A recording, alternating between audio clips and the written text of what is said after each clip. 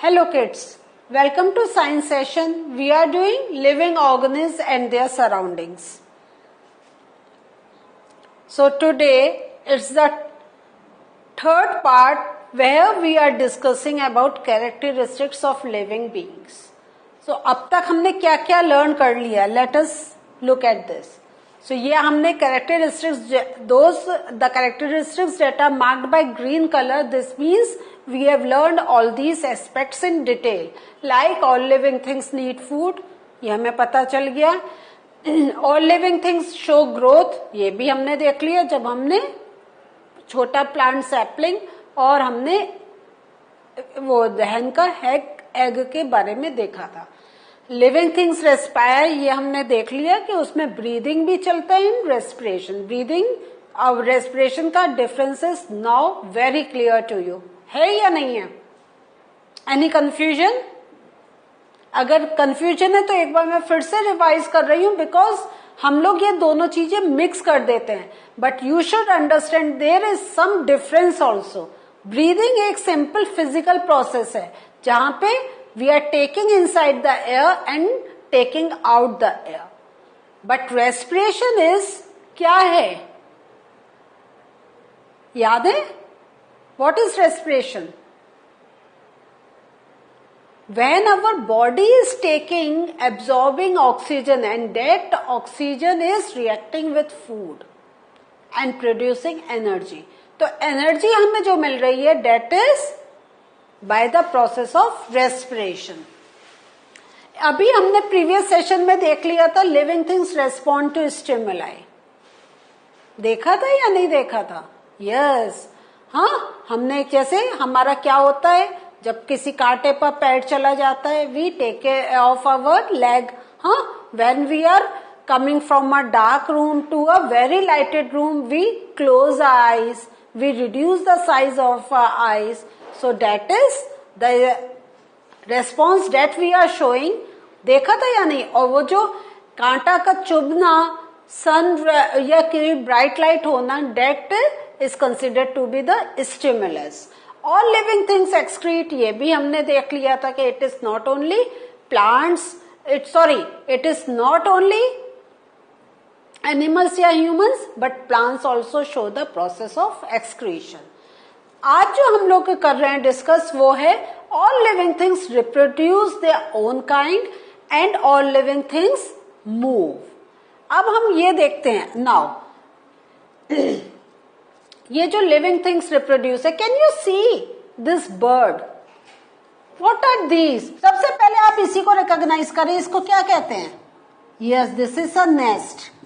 Nest में ये white white क्या है? They are eggs.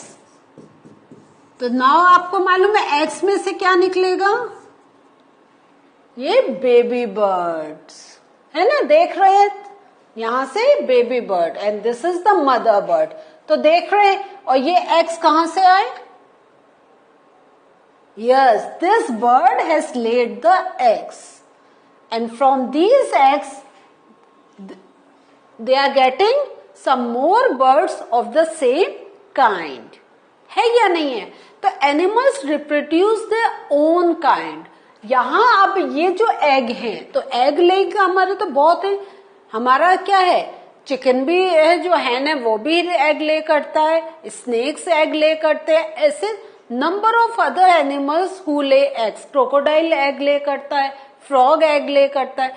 लेकिन अब एग्स अगर हम बाहर से देखें, they all are similar, but it depends हो किस एनिमल का एग है, क्योंकि जिस एनिमल का एग है उस जैसा ही छोटा baby animal will come out. है या नहीं है? इसलिए आप देखें animals reproduce their own kind. Bird के एग में से बर्ड ही निकलेगी, क्रोकोडाइल के एग में से क्रोकोडाइल ही निकलेगा, स्नेक के एग में से स्नेक ही निकलेगा. So that's why whenever we give the definition of reproduction, we always use these two words. Okay? It produces the new ones, the younger ones of their own kind. The mode of reproduction may be different. अब ये जो है in different animals, अब ये different type of reproduction का क्या मतलब है, इसको थोड़ा सा we will see in detail. Some animals produce their young ones through eggs, और कुछ ऐसे एनिमल्स हैं they give birth to the young ones, they don't lay eggs. जैसे हमने अभी देखा था, ये आप हेन को देख रहे हैं, तो हेन क्या है, इज लेइंग एग्स. स्नेक का मैंने आपको एग्जाम्पल दिया था, स्नेक का इट लेज एग्स. लेकिन आपने कभी सुना है कि लायन टाइगर लेज एग? नहीं ना, दे directly produce the young one. Means इनमें से भी यंग वन निकल रहा है, लेकिन थोड़ा time they are spending in the egg, वहां पे उनकी ग्रोथ हो रही है. और जब वो प्रॉपर एक वैसा ही एनिमल बन जा रहा है, वैसी ही बर्ड बन जा रही है, then they are coming out of that shell.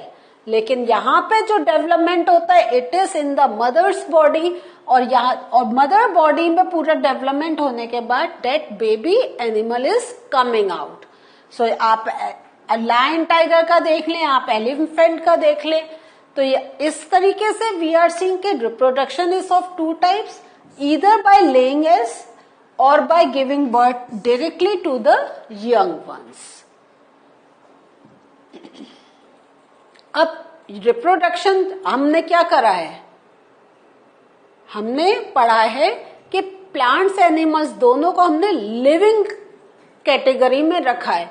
तो दिस मीन्स प्लांट्स में भी रिप्रोडक्शन होता है, होगा या नहीं होगा? Yes. So some plants reproduce through seeds. आम का पेड़ है, अमरूद का पेड़ है, हाँ कैसे होगा? जब when we are going to sow the seeds, then only we can get that plant. Some plants can reproduce by birds. जैसे बहुत अच्छा एग्जाम्पल है, if we take the example of potato. Potato में आप थोड़े टाइम के लिए just keep it in your home, क्या होता है, व्हाइट व्हाइट से स्प्राउट्स आने लग जाते हैं ना. You cut that part and sow in the soil, you can get a new potato plant. So ये जो उसकी बर्ड है, तो आप देख रहे हैं, देखिए यहाँ पे हमने क्या करा है, सीधे एक पोटैटो, और बहुत सी जगह यही होता है, पोटैटो के छोटे छोटे पीसेस काट के रख देते हैं and then they get a new potato plant. ठीक है. सो पोटैटो कैसे रिप्रोड्यूस करता है, with the help of a bird, and that bird grows into a new plant.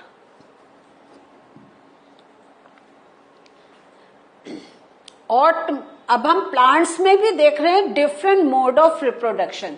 Plants also reproduce through cuttings. आप देखें, और इसका अभी तो मैंने एक ऐसे आपको दिखा दिया, लेकिन रोज क्या plantation is a very common example. हम क्या करते हैं, रोज की एक स्टेम को कट करके लगा दें, तो थोड़े टाइम में we can get a new plant. तो यहाँ पे कैसे कट करते हैं, यहां से देखें, ऐसे स्टेम कट करी, और इसको, ये जो पार्ट है is sowed in the soil and then this plant can grow. ठीक है. So this is known that there is one more style. उसमें if we want to mix two plants, तो हम एक पार्ट एक प्लांट का लेते हैं, दूसरे प्लांट का दूसरा स्टेम, और इनको by the help of a thread join कर देते हैं and let the plant grow. There we can get some new variety of plant. So these are the different ways in plants we can do experiments to reproduce the plants. तो अगर proper definition हम reproduction की देखें, तो it is something like this. Living things produce more of their own kind through reproduction.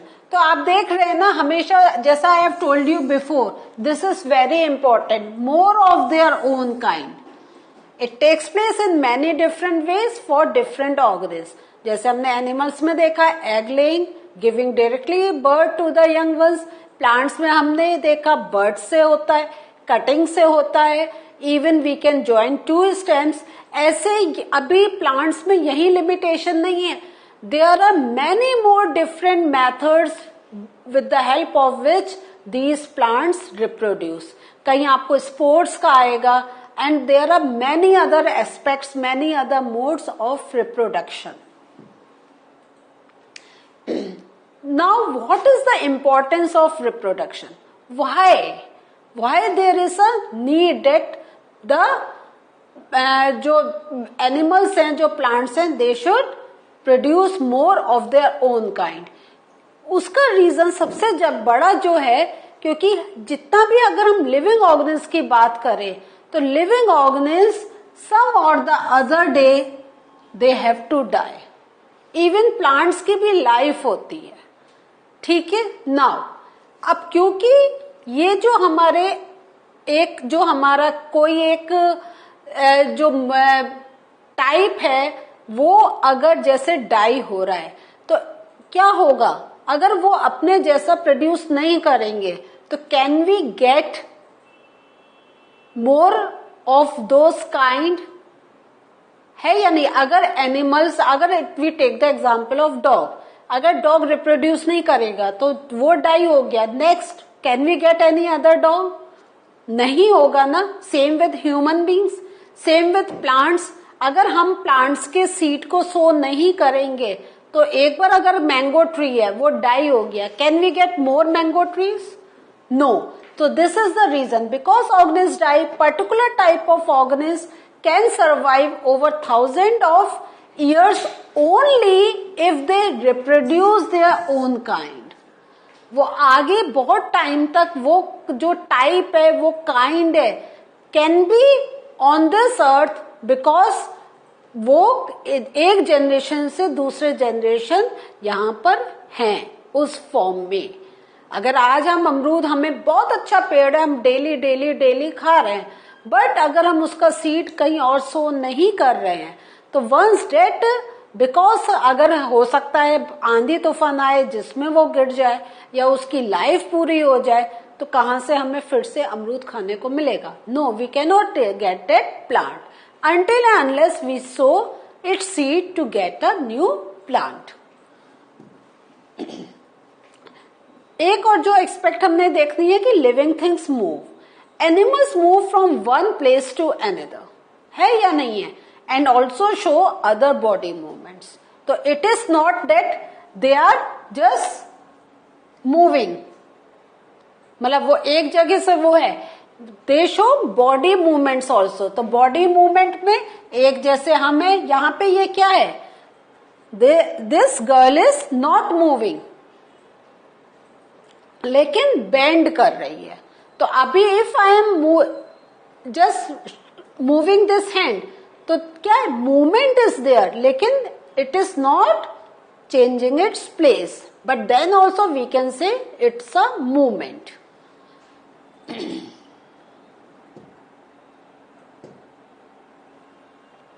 Now movement in plants, जब हमने plants को categorize कर दिया in living beings and plants are showing reproduction, तो this means plants also need to show movement also. तो plants are generally anchored कहाँ है, they are anchored in the soil, वो एक जगह दे आर स्टेबिलाइज। हाँ,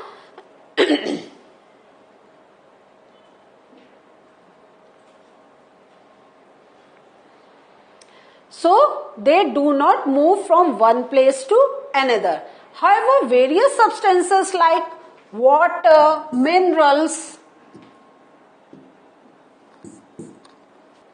so plants के अंदर जो water है, it is in the soil, तो soil से water ऊपर जा रहा है, तो there some movement is going inside the plant body.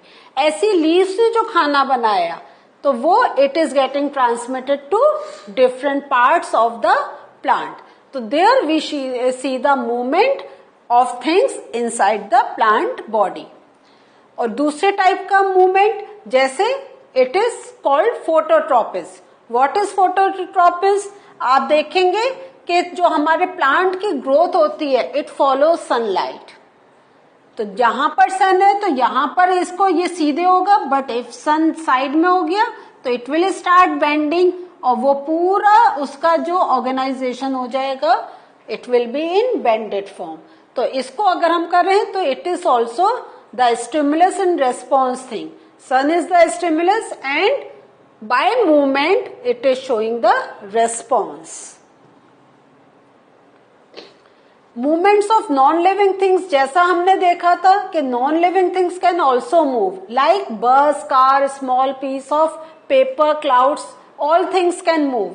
लेकिन is there something different in these movements from the movements of living beings? आप डिफ्रेंशिएट कर सकते हैं ना? Yes, can you differentiate? Yes, क्योंकि ये सब जो है इनका कोई एक स्टिमुलस काम कर रहा है ना, कि हवा तेज चल रही है तो पेपर उड़ रहा है, ठीक है। एक हवा के ही झोंके से cloud move from one place to other. Car को जब तक हम नहीं स्टार्ट करेंगे engine it will not move. तो दो it is showing the movement but it is not that type of movement that living organism show. Common characteristics of living beings जो है वो है, दे अभी जो हमने पढ़ ली है एक बार फिर से देखते हैं। They all need food, they respire, they respond to stimuli, they reproduce, they show movement, they grow and die. So all these characteristics that we have mentioned in the earlier session, now we have completed in this session in detail about these characteristics.